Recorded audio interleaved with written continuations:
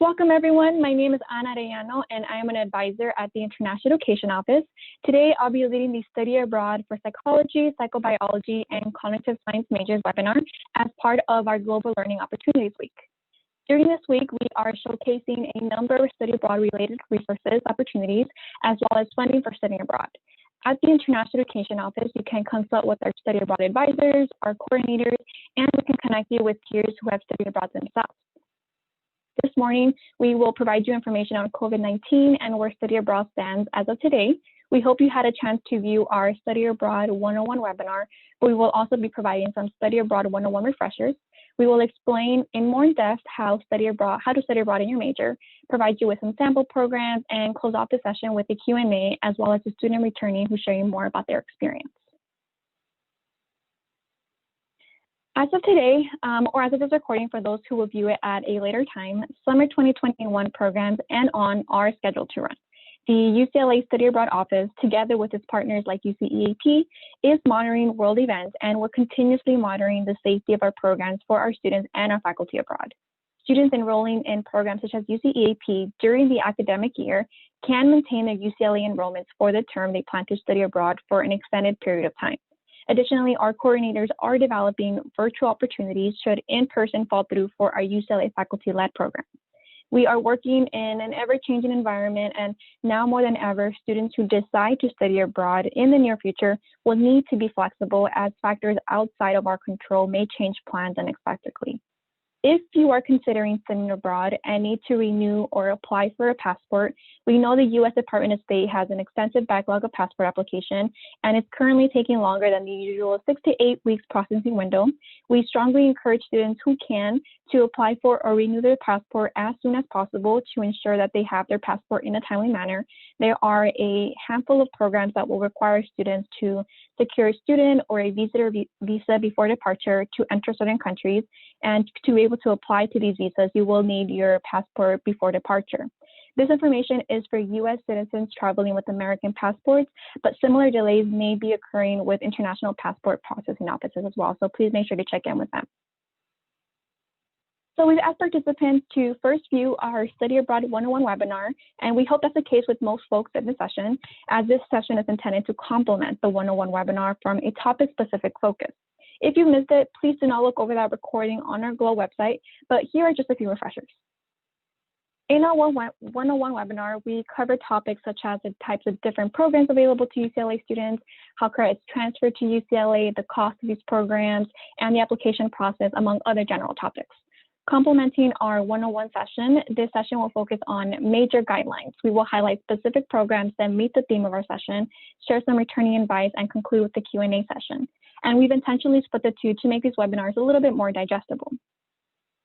So UCLA students can experience a spectrum of study abroad opportunities.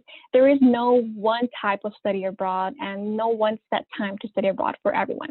We offer programs such as traditional university immersion programs where students attend a school like Maastricht University in the Netherlands and take whichever courses they want with local professors and local students at that institution. A psychology student, for example, can take 2 psychology courses towards a major and 2 courses towards a general education requirement. And these are our UCEAP programs. Alternatively, students can also go on a 3 to 5 week long summer program with a UCLA professor and take roughly 2 to 3 classes in a more experiential learning environment. These programs are open to all majors, and these are known as a UCLA travel study program. There are also new models of studying abroad. Now we have opportunities where students can intern for academic credit and make progress towards a degree. There are options where they can intern in a startup in Berlin, a business in Shanghai, or where other students can conduct field research in Costa Rica, for example. Both our UCLA Global Internship programs and our UCEAP programs offer these types of intern or research opportunities. Students can also take courses with a cohort of local students abroad. The entire cohort travels abroad and returns to UCLA for UCLA summer sessions. These are our Global Studies programs. There are also options where students are on a program during the summer or during the academic year where they take courses exclusively with UC peers and with local instructors.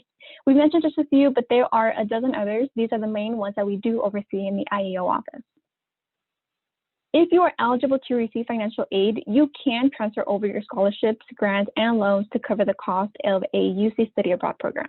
A financial aid package will be adjusted to meet the total cost of your study abroad program. And always feel free to connect with a financial aid advisor for more information on how financial aid can be applied towards your study abroad program. If you are interested in going abroad, students should plan ahead and begin applying 6 to 9 months before their intended departure. Generally, for most of our programs, as long as you meet the eligibility requirements and submit your application on time, you should be going abroad on that program. We have a few programs that are limited space and 4 programs that require personal statements. For those limited space programs, we do honor the first come, first served system. If you are interested in going abroad for summer or fall 2021, our applications are now open. Our winter and spring 2022 application will open in the coming winter quarter. To talk more about studying abroad as a UCLA psychology, psychobiology, or cognitive science major, with us today we have undergraduate advisor Dylan from the Department of Psychology. Hi, Anna. Thank you so much for having me, and thank you everyone for attending this webinar today. My name is Dylan Sarnowski, and I am one of the undergraduate advisors for the psychology department. Anna, should I just let you know to go to the next slide to move forward? Yes, I'll go ahead and move forward. Sorry about that. Okay.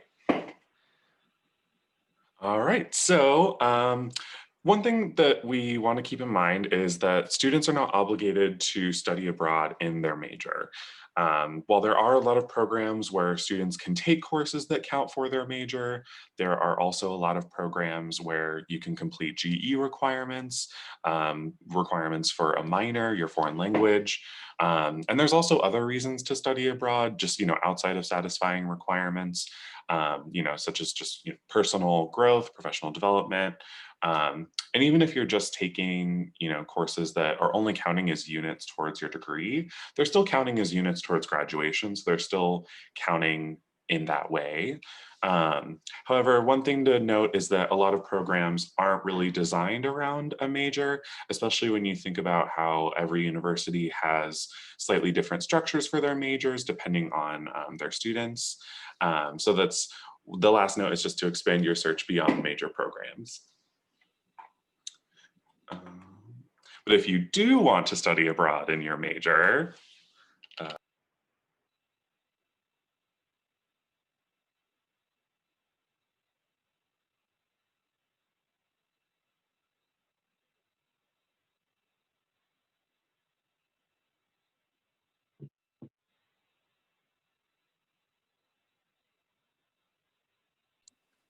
Dylan, you're muted. oh, all right, am I back? Sorry about that. Thank you. Yes, no worries, you're back. So for studying abroad, if you want to have courses apply to your major requirements, it depends on which particular major that you are pursuing. But the main idea is that you have to petition courses through our department and through our office to count for the major. And how you petition is you'll need to present the most recent syllabus or a very detailed course description for approval. The syllabus is the most preferred form of course, like the most preferred document, just so that we can compare it to our courses. And basically, because we are all remote right now, you would just submit that petition via email to our general advising email.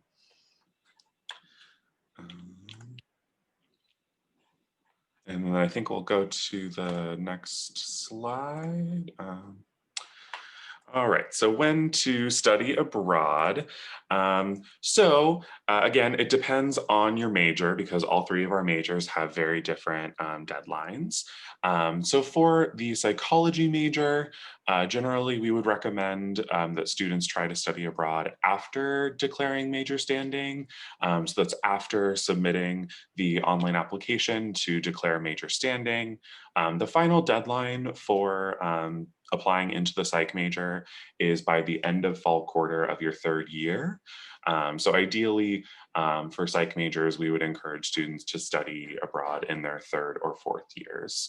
And for psychobiology, there are a couple of programs that are offered during the summer that are very popular for our students, where they complete their physics series over the summer.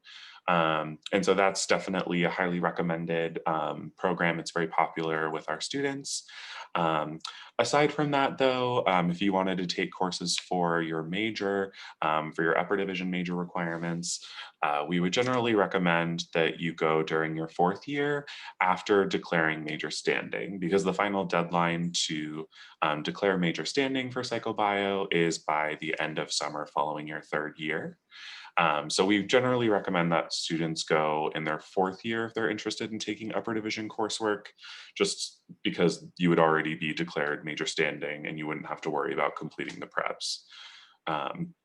Same thing with cognitive science. The cognitive science major has the same deadline as the psychobiology major, but you would basically just want to consider going after declaring major standing so that you don't have to worry about completing the prep courses while you're abroad.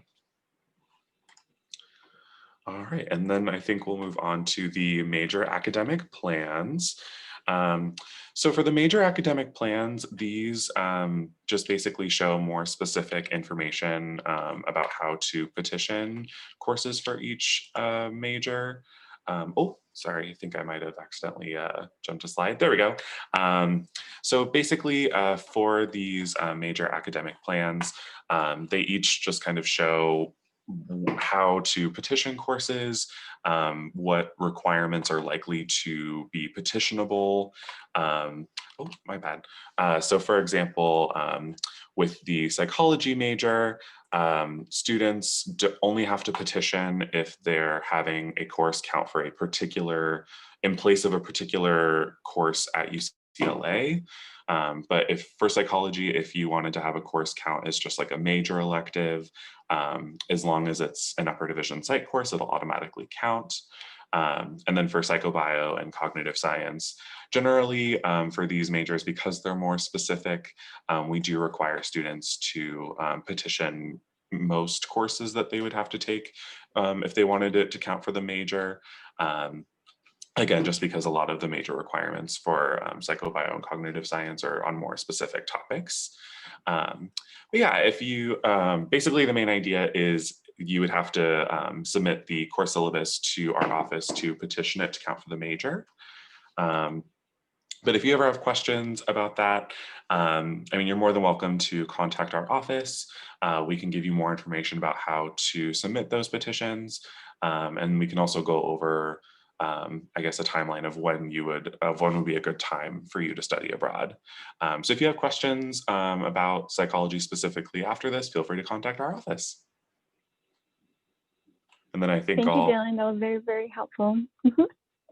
So if you have questions, I see questions coming in through the Q&A. If you have questions for myself or Dylan, we'll be taking those in the order we receive them at the end, but just keep them coming. We will get to those at the end of the presentation. But before we move on, as part of our Global Learning Opportunities Week, we are hosting a keyword scavenger hunt each day this week for a chance to win a $75 gift card. Today's word of the day is huga. And in order to win this raffle, please enter this keyword at ieo.ucla.edu/go. And you must submit this word by 11:59 p.m. to enter a chance to win today's prize. And today's prize is a $75 gift card to Target. Once again, the keyword is huga, and you must enter it by 11:59 p.m. I'll keep it up for a few more seconds just to make sure folks note it down.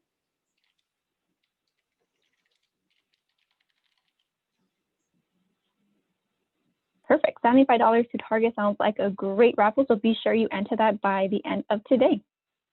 So now we would like to show you a few sample programs that previous psychology department majors have participated in the past.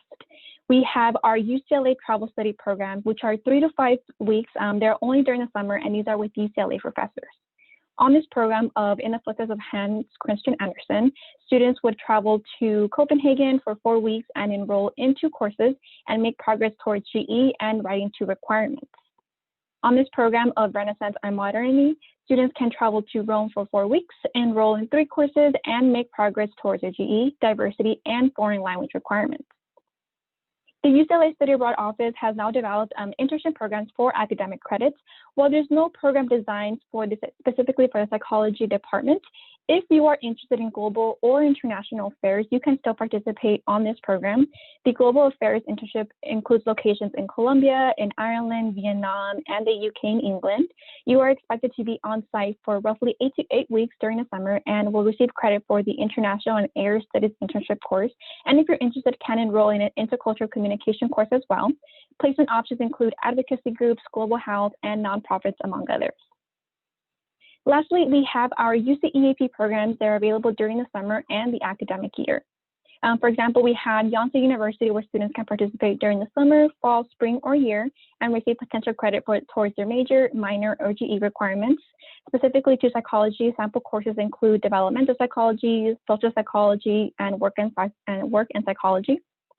We have the University of Sussex available during the summer, fall, spring, or year terms, where you can potentially receive credit towards a major, minor, and GE. Sample courses include the Intro to Physics 1 and 2 course, which can satisfy the Physics 5 ABC series, as Dylan mentioned earlier. We have the health psychology, we have drugs, brain, and behavior, as well as psychology and education. We have another program, for example, at Maastricht University that's available during the summer, during the fall semester, or the spring quarter, where you can make progress towards your major, minor, or GEs. Sample courses at Maastricht University include positive psychology, psychology and law, hormones and the brain behavior, as well as child neuropsychology. And with us today, we have a Maastricht alumna. I would now like to transition over to our student panel. Farnoosh, welcome, and thank you for joining us today. Before we begin, can I please have you introduce yourself, your name, your pronouns, major, and your program of participation? Of course. My name is Farnoosh Yazdani. My pronouns are she and her, and the program that I participated in is the International Summer School of Maastricht University in UCEAP. And so how I was involved, so how I was actually involved in it is on my as a transfer student, my first year, but as a third year university student, I was really interested in wanting to study abroad, and I thought it was probably my only chance. So the summer after my first year at UCLA, I actually ended up being able to go to Maastricht, and what I had to do was after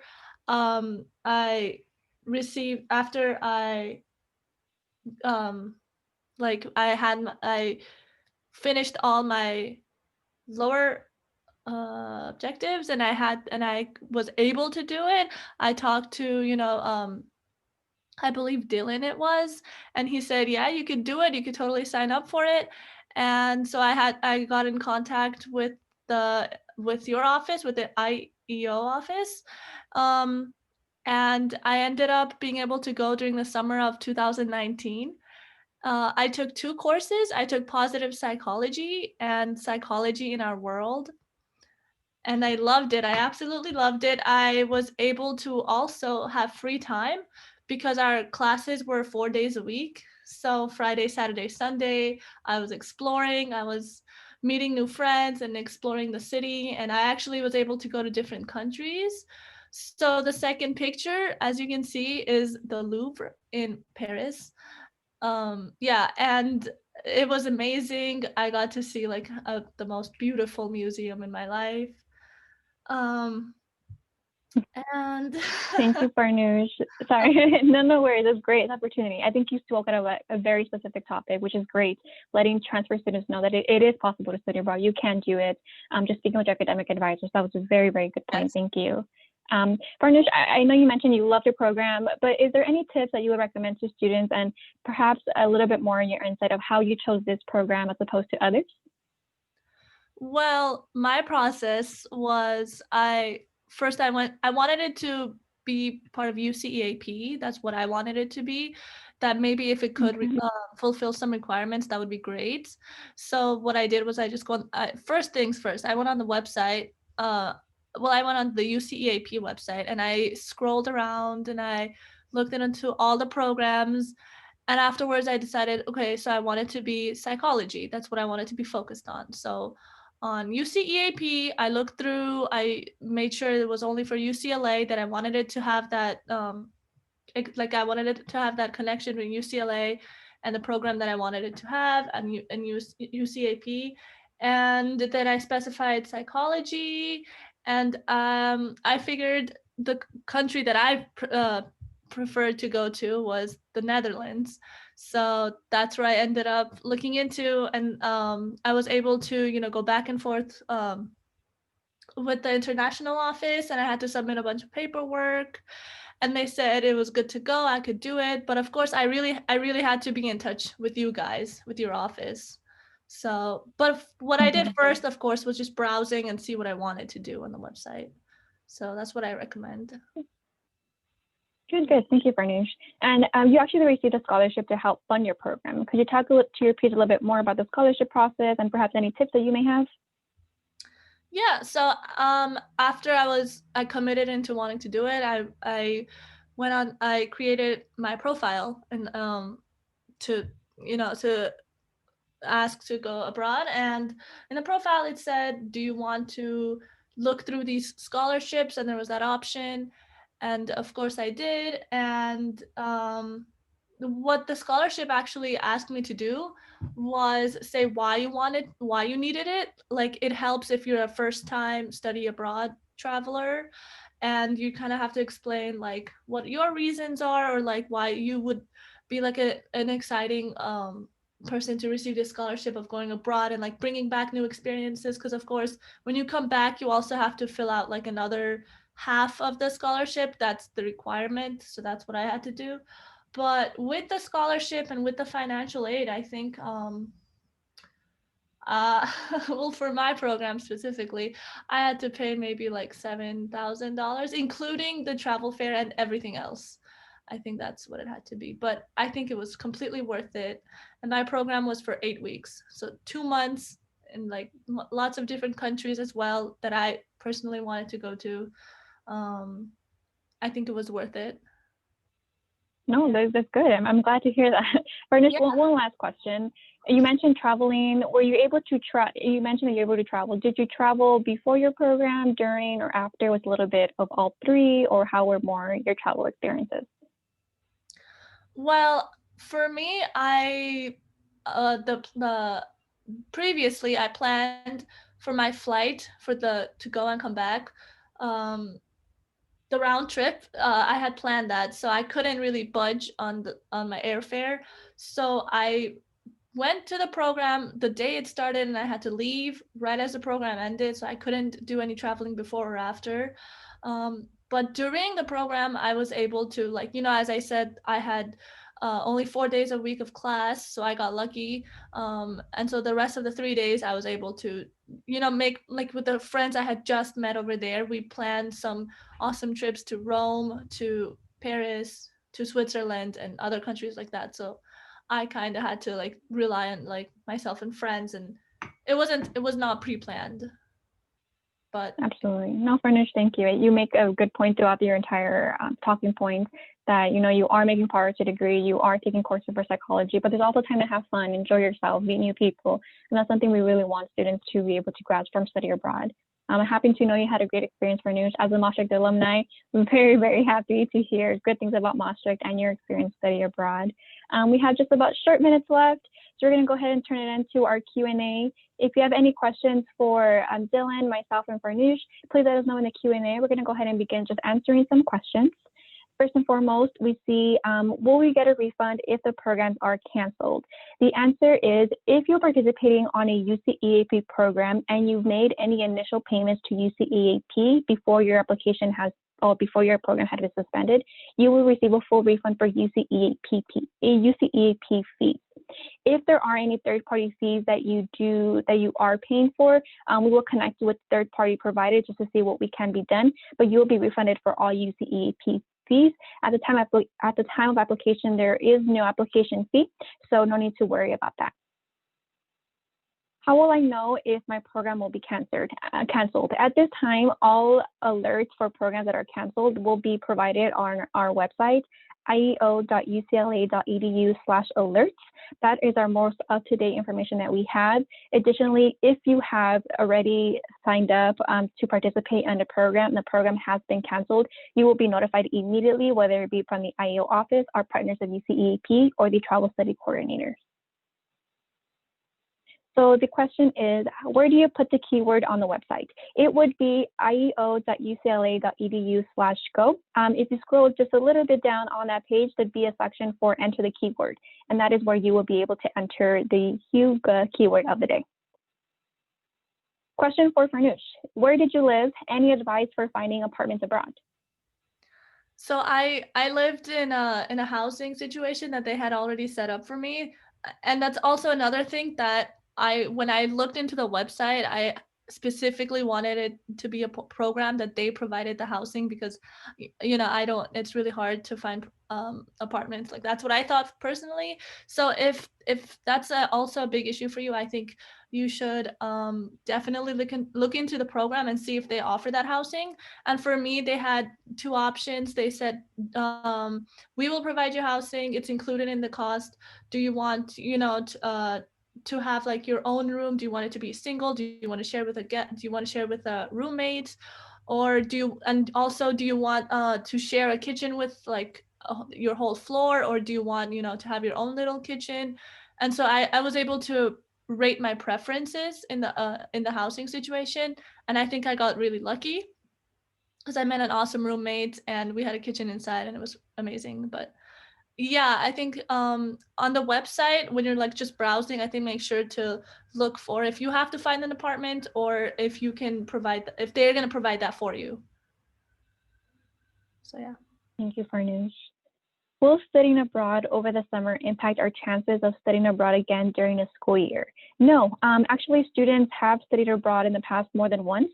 They can study abroad during the summer, they can study abroad during the academic year, they can do back-to-back programs. It will not hinder your opportunities. If you are participating on a UCEAP program, there is a 56-unit cap that you can transfer from your study abroad program to UCLA. That's the equivalent to about a year and perhaps a summer program, depends, but you are more than welcome to participate in more than one program.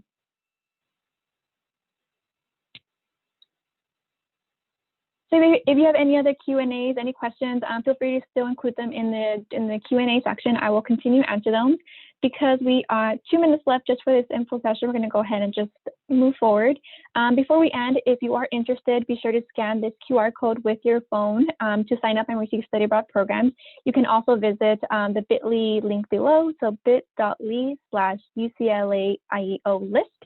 And once again, this is to sign up to receive more study abroad program updates.